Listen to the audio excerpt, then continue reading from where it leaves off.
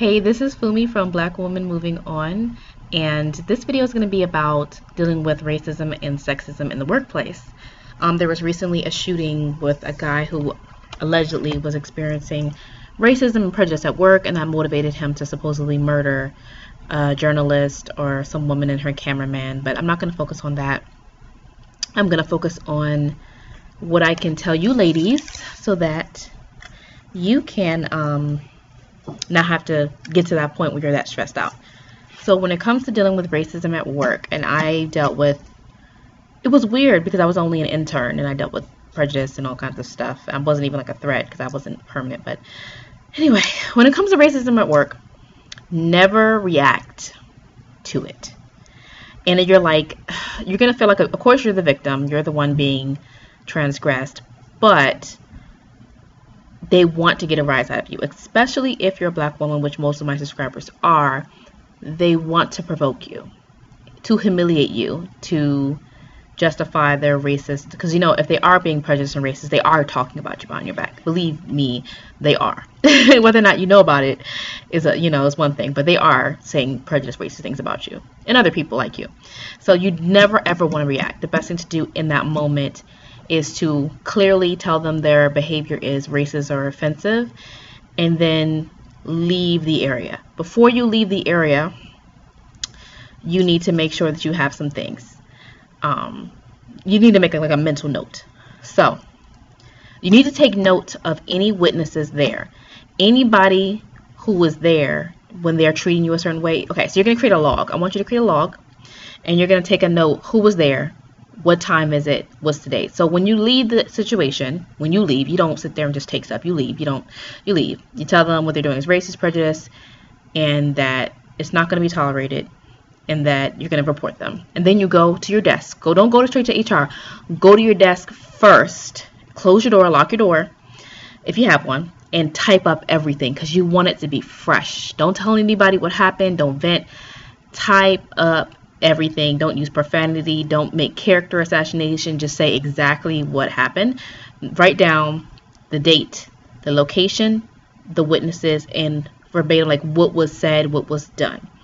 That's the first thing you want to do. You don't want to gossip about it. A lot of people have an altercation with like a coworker, and then they just go storming around venting to everybody in the office. You want it to be as quiet as possible, because you'd be very surprised how retaliation can happen that quickly. And you'd be very surprised at the people who were really cool with you, because if or when they find out that you are reporting somebody for racism or sexism, they will, the smart thing for them to do is to isolate themselves from you, even though you did nothing wrong.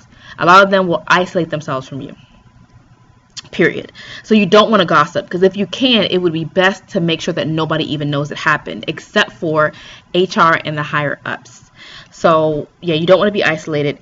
Know the regulations. So after you have this log, keep a copy, email it to your private email. Don't leave it on your computer. Leave it, email it to yourself and save it, and then get a hard copy or whatever. Go to HR and, like, the same day if you can, or that day, schedule an appointment with HR as soon as possible to file a formal complaint. Do not go there and let them try to talk you. This is what they're going to try to do. They're going to try to say, oh, we'll handle it. Tell them, no. Well, they say, I appreciate you handling it. I'm so glad you're here. However, I'm going to form a official written legal complaint. Let them know that talking to the person is not good enough. And that you want a formal complaint. Always, this is why I tell people when they get new jobs, you get a lot of like booklets and like, oh, the handbook of this when you get a job. Always keep that stuff. A lot of that paperwork with the corporate numbers, I always keep the booklets with the corporate numbers for sexual harassment and everything. Keep the booklets and put it in your file folder at home, because if the people there are being belligerent, a lot of times just saying you're calling corporate is enough. So make sure you have the number to go above everybody. The thing is, don't tell them. Just tell them that you want to file a formal complaint. And depending on how they handle it, and you want it on record. You want this on record. You want to report this person on record. You don't want a verbal tiff. You want it on record, because it's going to happen again. Most of the time, these people don't get fired. You'd be very surprised. A lot of times, they do not get fired. Okay. So, yeah. If you, and so now when it comes to retaliation, depending on who you're reporting, what they may do is, if you piss people off, you may end up getting written up. Like after the incident, they'll just like make up an excuse and write you up. If you ever get written up due to a racist or somebody who's sexist, you should most likely, depending on the company, you should end up looking for another job immediately. So, because what typically happens is they'll find an excuse to write you up. That's your warning. And then after that, they find if you do anything else wrong, they'll fire you. So you definitely want to start looking immediately, if you choose, for another job in another department, another location, or outside of the company. So yeah, I'm going to go into this because it's something that happens a lot to people. And, you know, I do coaching for career coaching, and I help people deal with stuff like this because I've seen it. I mean, I've seen it all. Like, it's crazy. So actually, I'm going to tell you the discount code for my coaching. You can get $10 off of any of my career coaching. You must, so here's the code. So there's a code. So the code is SUCCESS. So if you email me at blackwomanmovingontogether@gmail.com, blackwomanmovingon@gmail.com, and email the code SUCCESS in the email with your name and your situation in the email, and you will get $10 off any one of my career coaching. You look at the website at the bottom, it has all the options. $10 off, which is great. That's actually a lot. So email me that, and I'll send you the invoice with a discounted price. You cannot get this price. You can't get this discount on the website. So this is really for the people who really want to take advantage of this. So the email address will be at the bottom in the description box, and the link to the website so you can see what different services are offered for career will be there as well on the page. And this, if you see this video this week, basically you have to email me the code SUCCESS by this week, this Sunday. So basically you have until August 30th to email me, August 30th, 2015, to email me the SUCCESS code with your information via the email. And then you have another, once you get the invoice, you have a week to actually use it. So you actually have to, within the next week, have inbox me the passcode and actually pay the invoice. The invoice must be paid within the week. Otherwise, the code is no good. So it's just like, just something I decided to do to be nice, because I've had people work with me. For some people, it's like, it's a money issue. So yeah, $10 off, email me SUCCESS. Moving on.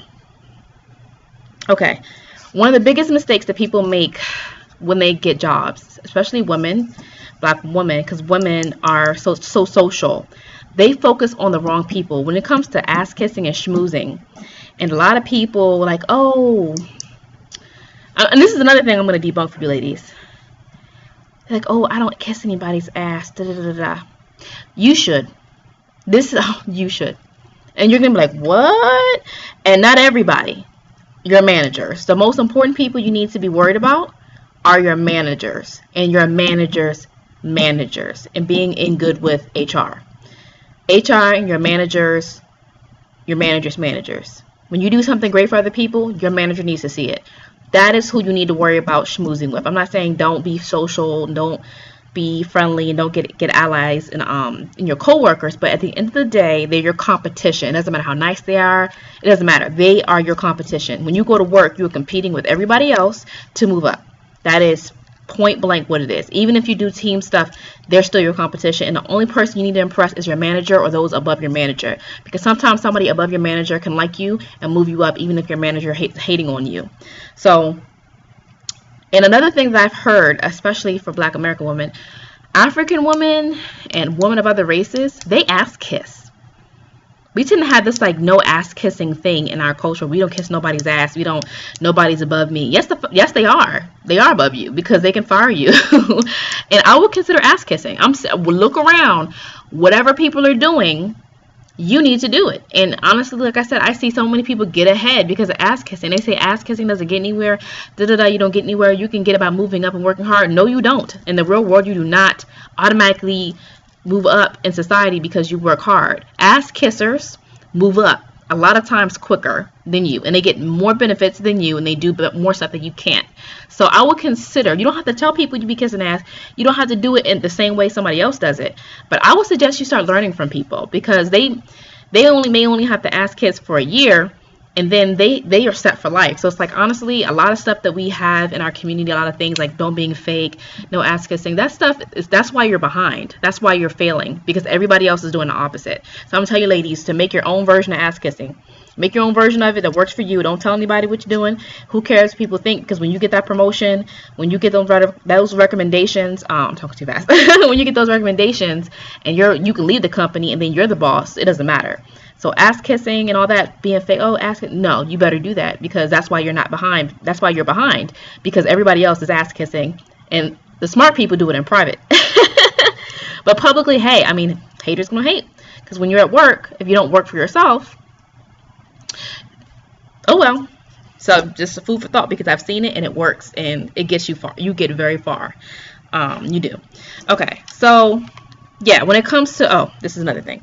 Usually everybody has that one person at work who they don't like or who doesn't like them, or maybe you have somebody who's racist or sexist and you're like, And it's very easy to kind of avoid that one person who is causing you grief. It's easy to kind of say, oh, I don't like that person's racist, that person's prejudiced. But this is where you ladies get caught up. Every asshole has cronies. And with all the cronies, one of the biggest crony that gets overlooked is the neutral party. Now, in a lot of my videos, I tell you ladies to remain neutral for a reason, because when you remain neutral, you can work with everybody. However, when you're dealing with racism and prejudice on the job, not only should you be neutral, but you should also look out for the people who are being neutral with you, who are listening to you, or who are watching you to like throw you under the bus.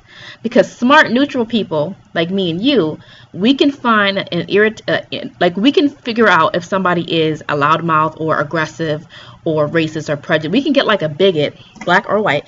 We can get a bigot to do our dirty work for us. And I talked to you about this in my other videos on femininity and how feminine energy and how manipulation of people will allow you to use other people. So you think this angry racist or this angry sexist or bigot is the one that really has it in for you, but in reality they're just a tool for the neutral party who's manipulating all of you.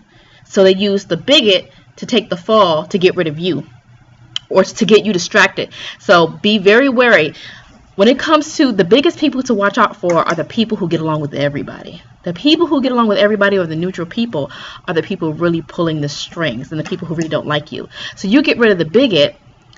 If you do, which many of you won't, because if you're black, most of you will not get rid of the bigot. Most of the time you won't. Sorry. I'm just being honest with you. Most of you won't. In fact, you may end up getting fired, or you may end up leaving, or you may end up staying and hating your life. That's just how it is. But you got to watch out for the ones who smile. As they say, the ones who smile in your face. And this neutral party can be any race. I'm talking about racism, I'm talking about sexism, but this could, whoever it is who's against you at work can be a woman who's black, Asian, it doesn't matter. Race is not, when it comes to work, everybody's your competition, and anybody can be trying to sabotage you. So be careful. Be like, when it comes to the person that's causing you grief, pay attention to who that person is talking to. Who does that person associate with? And like, oh, well, I know who he hangs out with. He goes out to lunch with this person. Yeah, but you don't know who he's really close to, because like I said, neutral people who are smart, they're gonna kiss ass in private. So be careful, be wary of, kind of walk around your office and see, know where his office is or her office is, and like pay attention to who you notice happens to be going down that hallway when things happen. Really pay attention. Okay. So like I said, yeah, allies can be any color. I had an African man, who was sexist. I mean, many of them are sexist. That sounds bad, but many of them are. It's just cultural. I mean, most men are sexist anyway. But he was really jealous of me, and he was envious of me because I had so many job offers and opportunities.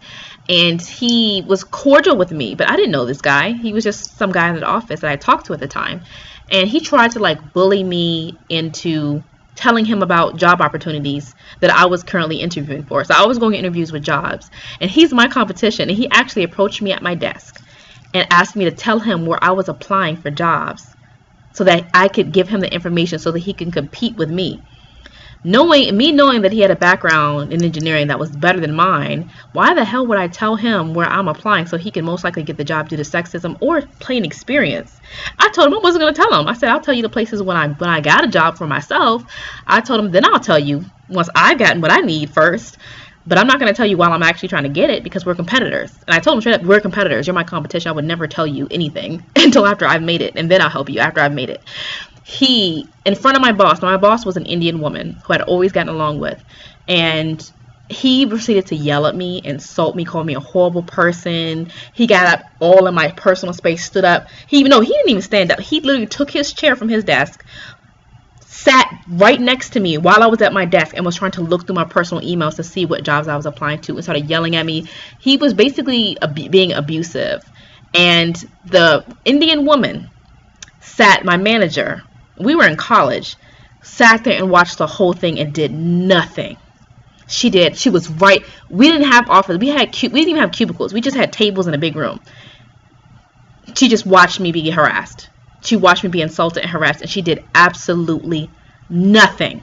And then when I reported him, she lied.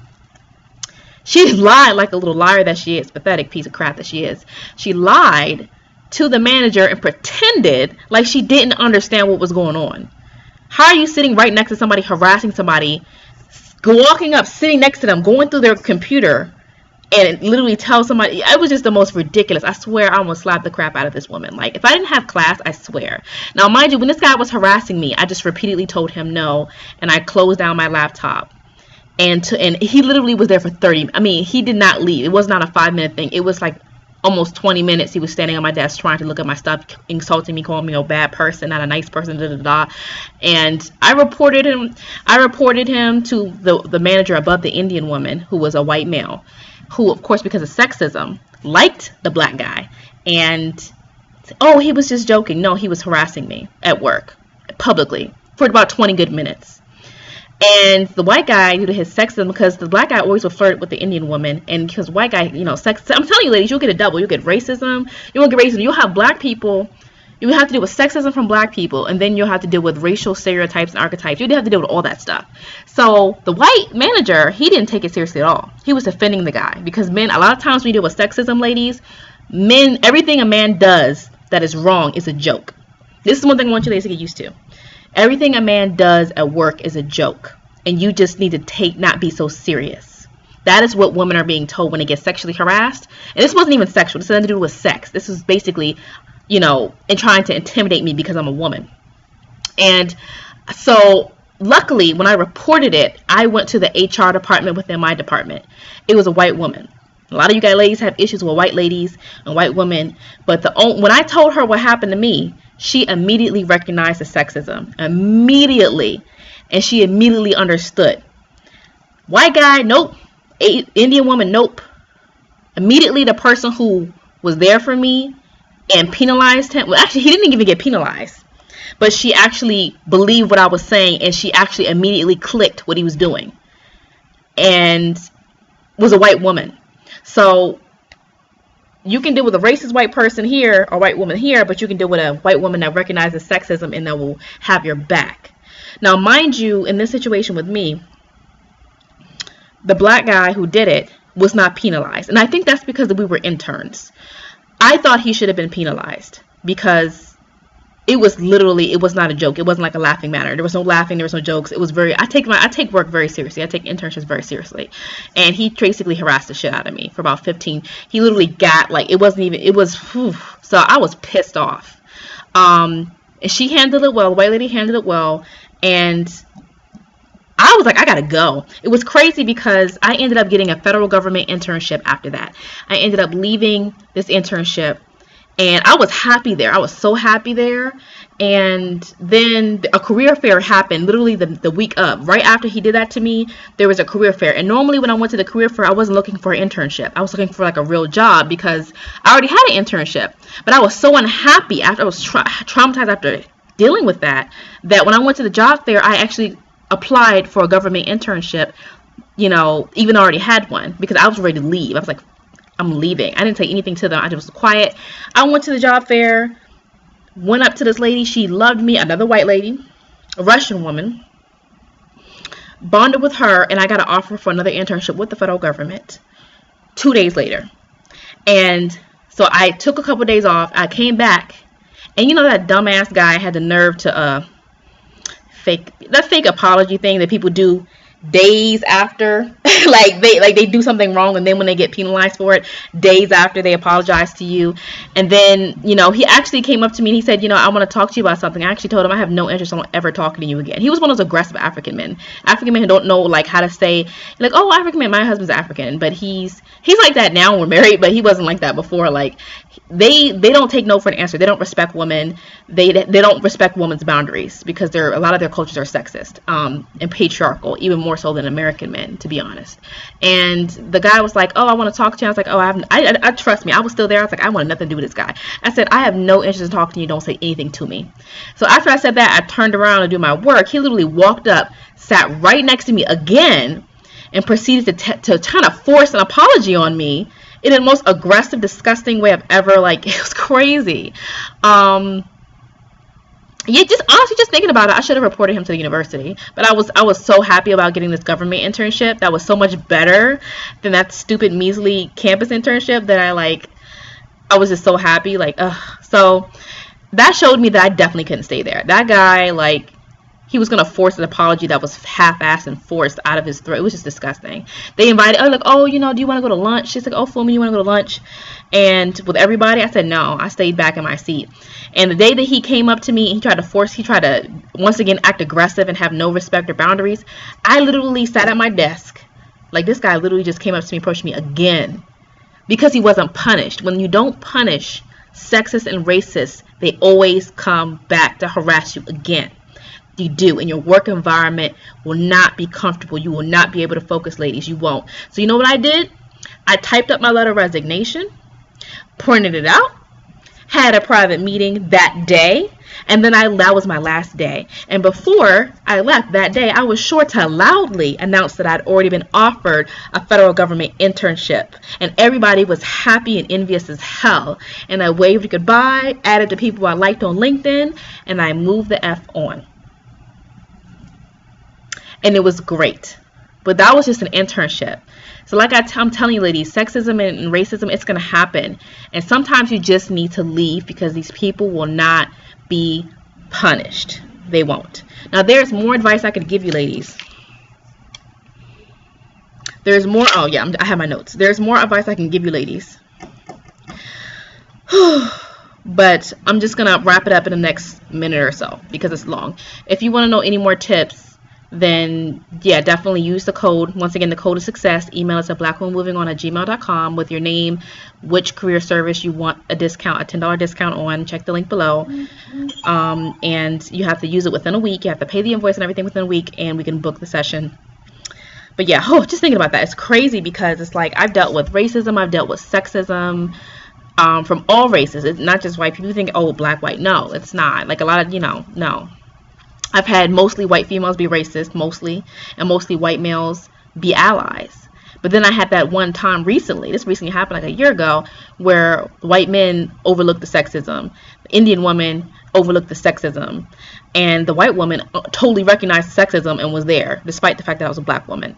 So you never know who your allies. And then I had another ally at that same job who kept in touch with me afterwards and hooked me up. So it's like, you never know. You could have one incident with one person of a race, a certain gender, and they're total assholes. And then you could have another situation where that person who's the same race, same gender is there for you. So try not to let these experiences make you bitter, because you can get mentorship and you can get allies from any color. Don't think because somebody is black that they are there for you. Now, that guy who harassed me, he actually, one day I needed a ride home. He drove me home. We were talking and chatting. We was cordial. He actually drove me home. So it's like, these guys, these sexist guys and these racist guys, they're not going to be antagonistic a lot of the times. They're not going to be 100% evil. They're going to be nice some days. They're going to be mean some days. You just kind of have to deal with it. But one common denominator that I really want you ladies to be realistic about is that, unfortunately, life is not fair. Fortunately, life is not fair, and many times, not all, but many times these people will get away with it. So the best thing you can do, when I reported that guy who did that to me, he wasn't able, honestly, he wasn't able to say anything about me, because when he was harassing me, I did the professional thing. I spoke in a calm voice and I said, get away from me, go away, calmly, and I repeated myself, and he didn't stop. He stayed there for 20 minutes harassing me, and I didn't get emotional, I didn't get frustrated, I didn't yell, I didn't throw stuff. And it's sad, right? It's sad that I should have to take that kind of abuse and be the calm one and be the better person. But because I was able to have self-discipline for 20 minutes with somebody berating me and abusing me for 20 minutes, I had to do that. When I reported him, there was no defense. He had no defense. But like I said, life isn't fair. He totally got away with it. And that's honestly, if I didn't have so many great things happening in my life, I would have reported him to the university for harassment, gone above their department and actually filed a second harassment complaint, which he would have had to actually meet.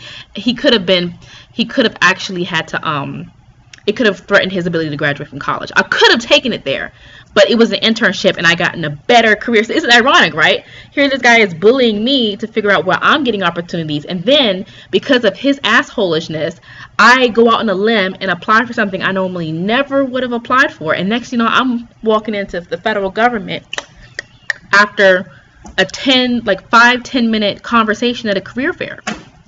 And he's, you know what I'm saying? So it's like, seriously, guys, sometimes when one door closes, another one opens. So I was going to say a little bit more. Okay, really quick. When you're at work, never ever gossip. Never gossip. And if people ask you stuff about gossip, just say, I don't know. Tell them you don't know. You need to be known for not knowing shit. You don't have to, I don't know. Then you don't have an opinion? Nope. If they look at you, if they just nope. If they keep digging, just say, oh, I'm busy. Oh, I forgot I have a call scheduled for this. What time is it? Just say, what time is it? Oh, crap, I have a call. Bye. Leave the conversation, because you'll say one thing, people will go spread it around. Make sure you don't take private calls in your office. And also, when you're at work, learn to be a low talker. Talk low, talk really low, because you'd be very surprised how thin the walls are at work. I ended up finding out a woman, I already knew she was kind of racist because of the way she treated me, but I didn't know just that she was until I literally overheard her trying to sabotage me with one of my managers. She had a conversation in the lady's office that was across from mine, and the door was cracked, so I didn't even have to leave my office. I could hear their whole conversation.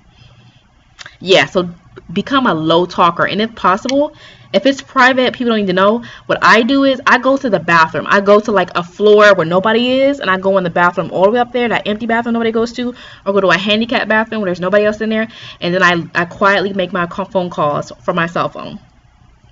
And once again, this is a long video, but this has so much useful information.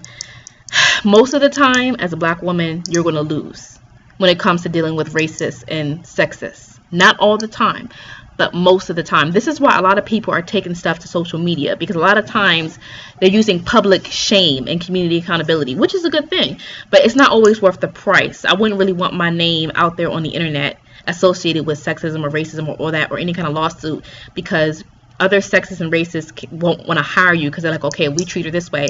You could get blackballed in your industry. But yeah, the moment it happens, quietly strategize to leave if you notice that nothing's being done properly. Because most of the time, these guys get away with it. These guys get away from them. These racist women and men get away with it. And they could be of any race. They could be assholes or just assholes. They're going to get away with it most of the time. Sorry, that's just how it is. So, yeah, check the link below. It's unfortunate, but it is. I mean, even white people deal with crap, and then they don't even get the help. So it's like, you just got to be realistic and use some of the tips that I've given you, and there's always something better around the corner. So this is Fumi. Hope you guys got something useful out of this video. Sorry it was so long. Next time I'll make different parts. So